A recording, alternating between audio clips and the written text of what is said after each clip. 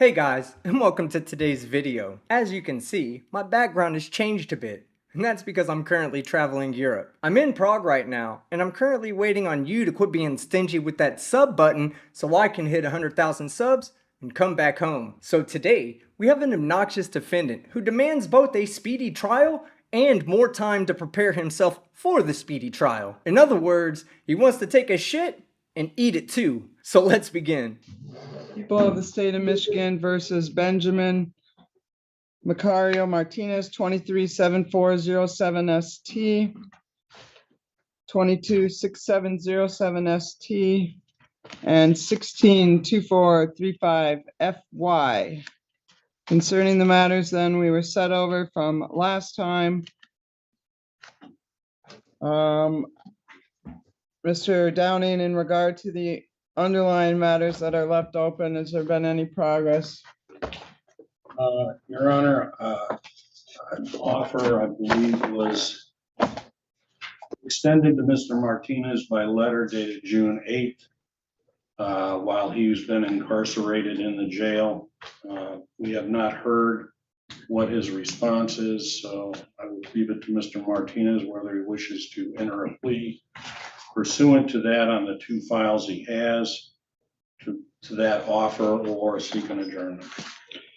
All right, we're also here for sentencing on a number of contempt. So in regard to the two open charges, Mr. Martinez, and your proceeding here today in general, are you choosing to proceed without a lawyer here today? Yes, I am, Your Honor.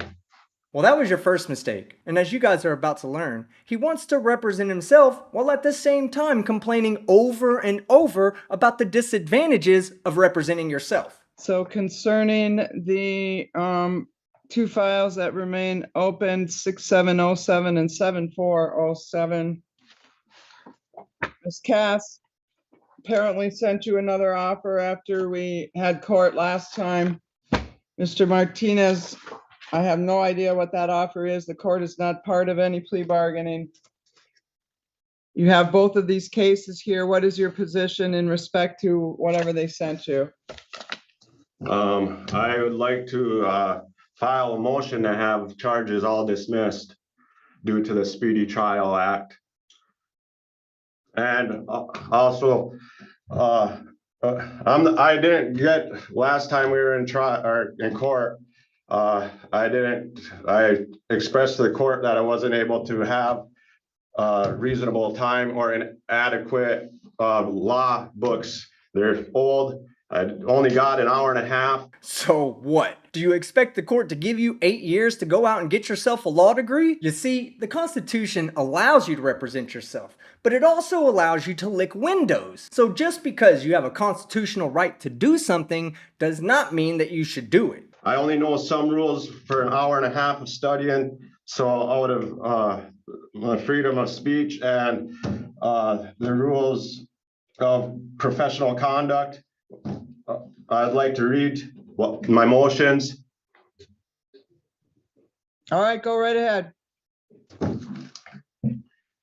For every waste of time and the more money of the people and their state, I would like to say this under the right of free speech, and I would like to invoke on my rights, civil and state laws, to state and file motions and to be treated fairly by judge and prosecution, to uphold all the laws that are to be held in the courts, and so as me representing myself can have a fair chance without having rights infringed upon by any members of the court, and I'm doing so. I'd like to file a motion to have all charges dismissed upon my rights being infringed and violated. Due to these reasons, rights to speedy trial and to have adequate time to with representing myself, and in doing so, these are my civil rights and need to be enforced and protected. Not enough time to study, even after motion, or the judge throughout plea, not able to study in a reasonable time, having defended myself when it was brought to the court's attention and prosecution. If need to, it's all on court record, transcripts and rights of trial by jury and adequate time to have my own witnesses.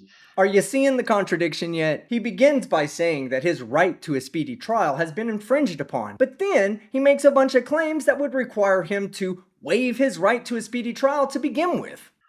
Which are under the time frame, and the prosecution knowingly didn't explain what or help me, which is repugnant and biased by the court. And for also the court saying and giving false advice, and also for my bond being excessive and also biased in setting bond by stating it's more than fair when I was unable to bond out.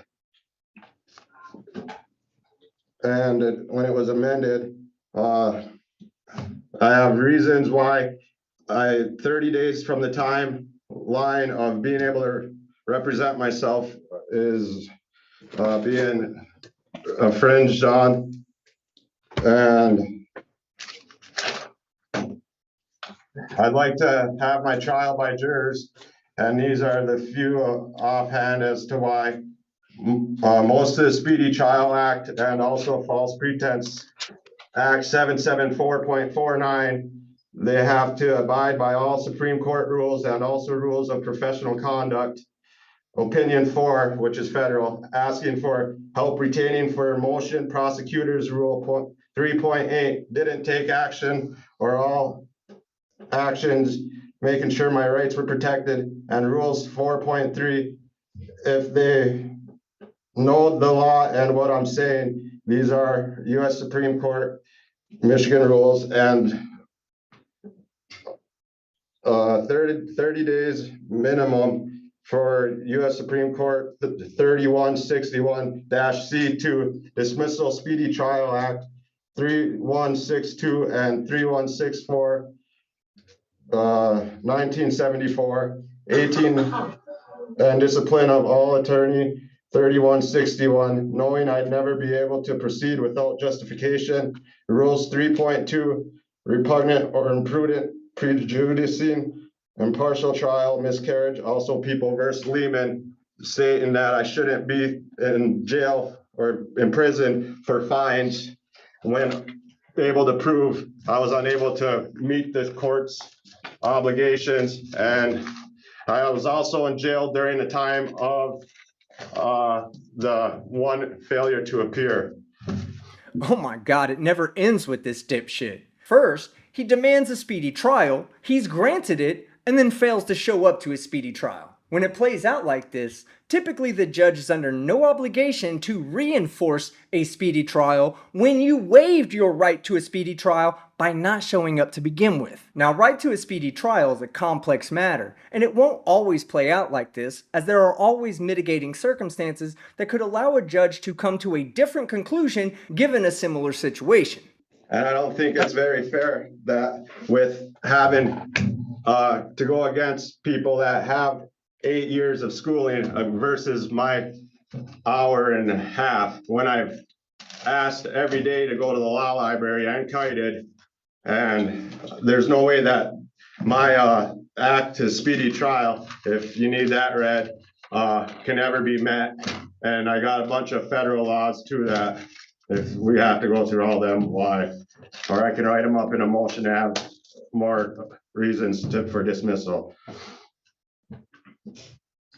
All right, thank you, Mr. Martinez. Mr. Downing, do you wish an opportunity to respond, or do you want an opportunity to do a written response, or where are you at with that? That's a very rambling, if you want to call it, motion. I don't know how any kind of speedy trial is impacted here, in as much as one of these was just set for trial and the first trial date was today. He also failed to appear on the other one. He's set for sentencing on that. If he's complaining about legal research, he has a right to a court-appointed attorney to assist him in advising him of all that. I do note the record 2 handwritten responses from Mr. Martinez in response to Ms. Cass's offer letter asking to discuss the offer with her. It says nothing in there about speedy trial or anything of that nature. To the extent that he's setting himself up or trying to set himself up for these objections. I don't think there's any basis for it whatsoever. But if the court would like a written response, we would need a transcript of what he has rambled on about here in order to decide what it is exactly he's arguing. All right, in regard to the matter, we've spent a good hour and a half or more on the record. I think it was last week, maybe the week before. We went through a whole plea colloquy. We got down to the end, the deal had been made. He decided at the last minute then he wanted to have a trial. So we set this matter over to today's date. He didn't want a lawyer then, he doesn't want a lawyer now, yet you want to complain that you don't have access. You're going up against people with 8 years of education. Which is it, Mr. Martinez? You want to represent yourself or you want a lawyer? I want to represent myself, but I also was given false information by some court officers that I wasn't allowed to have a standby counsel or have advice by a counsel. And I know there's also a federal law that says that I'm able to have a third-party advice.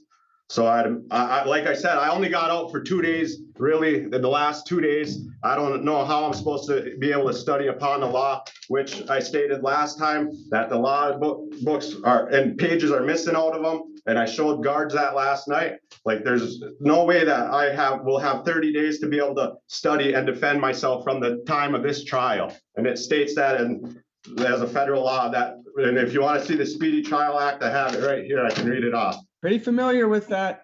I've been at it about 35 years now. Okay. So in regard to the matter, Mr. Martinez, your motions are denied. In regard to your lack of a speedy trial issue, the following is my finding. One, first off, I'm going to sentence you on all of these failures to appear in contempt of courts. Last week, you had the opportunity.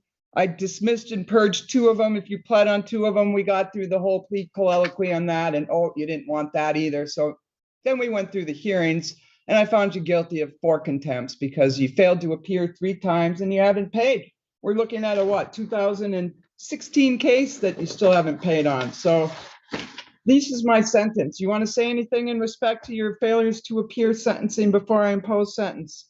Mr. Martinez. Yes, there's federal laws state and that you cannot imprison somebody for fines being unpaid.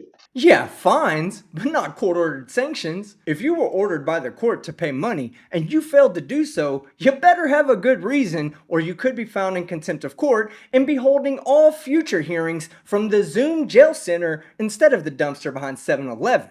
And I already told you that I can prove that I wasn't there. You guys know the law. You're supposed to uphold it on both sides. I know that. Well, I made my findings. You are able to appeal anything you wish. You gave me bogus Mr. information. Martinez. You're not supposed to give me legal information. That's not you're not supposed to do that. The only thing you can tell me is I can go by representation or I'm allowed to have an attorney. You gave me bogus laws to look up and information and you were biased. So there's another reason. Well, Mr. Martinez, your objections are noted for the record and preserved. In regard to the matter on the failure to appear and failure to pay in 162435 FY, I'm imposing 45 days in jail, 23 days of credit on both counts. In respect to 226707 ST, 2 failures to appear, 45 days in jail, credit for 23 days concurrently with the other case. In regard to your outstanding cases, the 237407 ST, we will set that for trial on July 10th. That'll be all-day trial. That one will come first. And we will set the 226707 ST trial for just for a call that day. But we're going to try the newer one first. The older one, he's already failed to appear on it twice. I'm making the following findings in respect concerning Michigan Court Rule 6.004 speedy trial. In regard to the matter concerning Mr. Martinez, bond is set at 1,000 personal recognizance. Actually, it's set at 1,000 personal recognizance in 237407 ST. I don't think I'm going to set that one first then.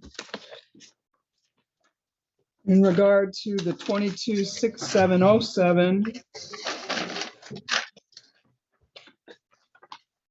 He has a bond on the failures to appear. He's already been sentenced on those.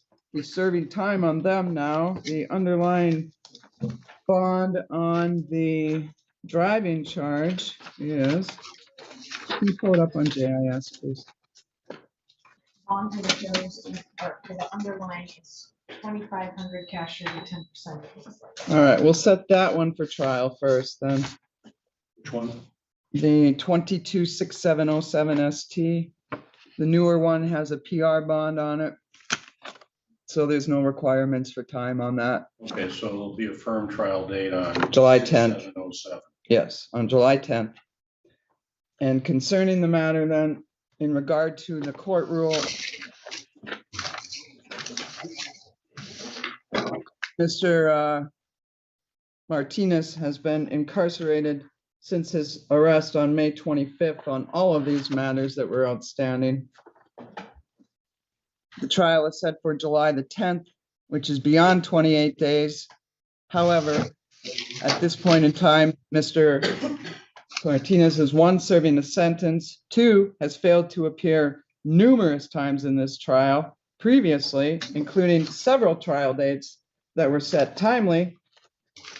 And the reason that it's not going to trial, for example, I gave him a timely trial date back on April 29th of 22, when he didn't do us the courtesy of bothering to come to court. So I am finding under the court rules, there is good cause and clear and convincing evidence that's been demonstrated that he's likely to fail to appear for future proceedings, should I give him a PR bond on this case.